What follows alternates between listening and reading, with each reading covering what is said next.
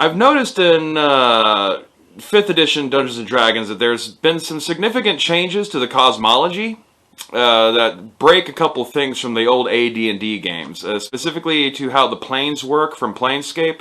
And also, they seem to have purposefully made a point to destroy Spelljammer for some reason, despite the fact that it still has kind of an underground following. There are people out there on YouTube who have been running spelljamming campaigns and whatnot, and I've been trying to direct the game that I had been running towards that path as one of the various options, for the players to find themselves wandering into. As a way also of my own efforts of trying to reconcile 5th edition cosmology with the old AD&D cosmology. And I think there's a way to do it without necessarily negating the old stuff. But there are some changes. For one thing, the biggest thing to the change in how the planes work in Dungeons & Dragons for 5th edition is that after 4th edition there's the introduction of 2 new realms, the Feywild and the Shadowfell. And these 2 planes touch upon a variety of planes that should otherwise be separated by how old school Planescape divided the universe. The Feywild seems to touch both the inner planes and the outer planes, as does the Shadowfell. And that shouldn't be. The old bridge was in the center, you have the prime material plane, and then above it you had the astral plane as kind of a bubble that would lead into the outer planes, or the upper planes. And in the other direction, from the prime material plane, you had another layer of the ethereal plane, which was your gateway into the inner planes of, the raw elemental forces. And, especially the Shadowfell has a lot of bleed over with the ethereal, which should also, in my own headcanon, affect how the domains of dread work from Ravenloft and whatnot. And then you get over to the stuff that they have said about Spelljammer, where apparently for the Spelljammer setting, and the reason why you don't have Spelljamming as a thing in 5th edition, and interstellar travel as a thing in 5th edition on the prime material plane, despite the fact that they still describe the crystal spheres, and that things like spelljamming helms and flying ships and earth motes and all that kind of stuff are still possible if you want to use them. But for some reason they made the decision to burn away the phlogiston, which was sort of like D&D's version of the luminiferous ether, this flowing river of rainbow energy that existed between the crystal spheres and interstellar space that ships could use to set courses between various realms and worlds. And I'm not entirely sure what the decision-making process was behind them, where they decided to just say it all burned away and hasn't returned. But thanks to the good folks at Drive Through RPG, who have a bunch of printed versions of old AD&D books available for purchase, I found this little thing from Spelljammer called the Astromundi cluster. And I think it might be the answer to how to fix and reconcile the entire issues I have with the changes to D&D's cosmology without negating what AD&D had. You have to treat what AD&D said as being something from the past. This is old information. A lot of it still might hold true for player characters if you want to bring this material into your games, but things will have changed over the intervening centuries or millennia, depending on how long ago you want to say this all happened. But my concept is basically this. Some of the main adventures in the Astromundi cluster involve plots from some of the big powers of that star system trying to blow up one or both of the suns that were in the Astromundi cluster.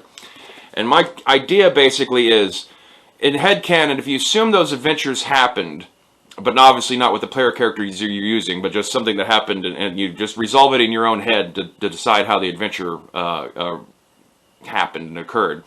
Well, like say an effort to stop the Illithids from using a Sunslayer to blow up the smaller of the 2 stars was successful, but the Sunslayer still fired off, but it didn't blast into the sun itself, destroying it. Instead, at the last minute, whatever group of heroes and revolutionaries got together to avert this disaster managed to knock the Sunslayer kind of slightly off target, and its blast shot off into space and shattered an area of the crystal sphere.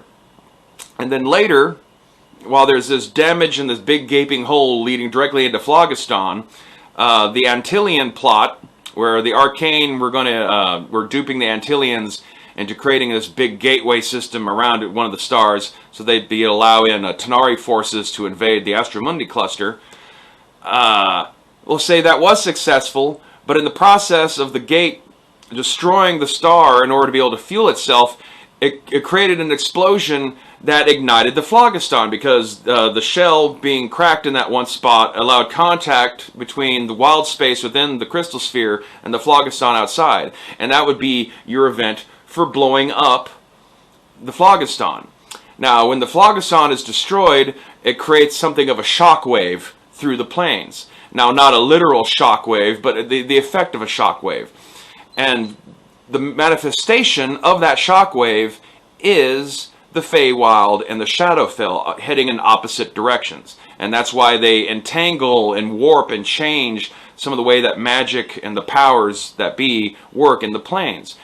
It would explain why you no longer have the effect of, when you're traveling around the outer plane ring, that the further you get away from the plane of origin of your magic items, the more those magic items diminish. Or also how being further removed from the plane of origin of whatever power your character might derive their abilities from, it doesn't get diminished and the character's effective level isn't dropped. Because thanks to the Feywild and the Shadowfell being there, now all planes are really only one plane away from their plane of origin, instead of being separated by this big long ring, or by being in the inner planes and you're trying to contact from the outer planes, or vice versa. I think also this is a good way to actually explain the true, quote-unquote, backstory for how the Gith races appeared.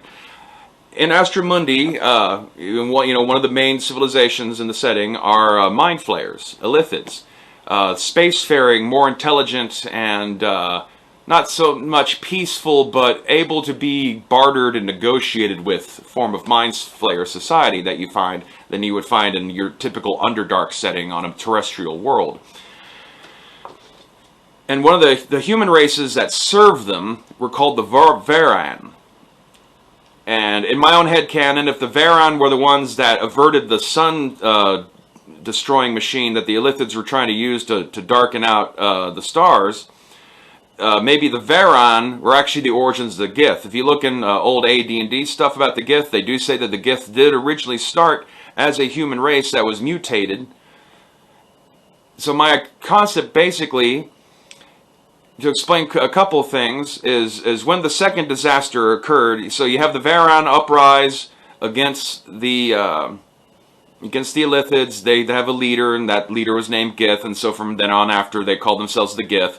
And the thing that separates the Githyanki and the Githzerai, without getting too much in detail about specific smaller setting things in Astromundi, it would be basically their response to the rebellion. And when the Arcane used the Antillians to open the Dark Gate and destroy the other star in the Astromundi cluster, which then led to the destruction of the Phlogiston, you would have the group that would become the Githyanki were the people who were the Varan, who were in control of the Varan Starfleet. And at some point they may have discovered the secret that the space elves were using to pass through the crystal sphere wall without having to use an arcane gate, because they had figured out that if you had shifted your Spelljammer into astral space and then come back out on the other side of the crystal sphere, you could bypass the barrier. And so the Githyanki used that as a way to basically jump into astral space with their entire fleet before they are trapped forever inside the crystal sphere after the Phlogiston is destroyed. And the Githzerai, instead of taking a fleet with them, instead use an optional gate. While the gate that had destroyed the star was still functioning, they slipped through the other way, and that was the way they were able to sneak into limbo in the outer planes. And then centuries and centuries later, they kind of forget all this stuff about them. They still remember that they had been servants of an Illithid star empire, and you can use this as your excuse for why the Illithid star empire collapsed, and why they're all basically refugee-type colonies hidden in pockets of the deep underground of various worlds that they found themselves trapped on after their ability to fly between the stars and their civilization was cut off from itself. And yeah, I think that about ties all that up about as well as I can summarize.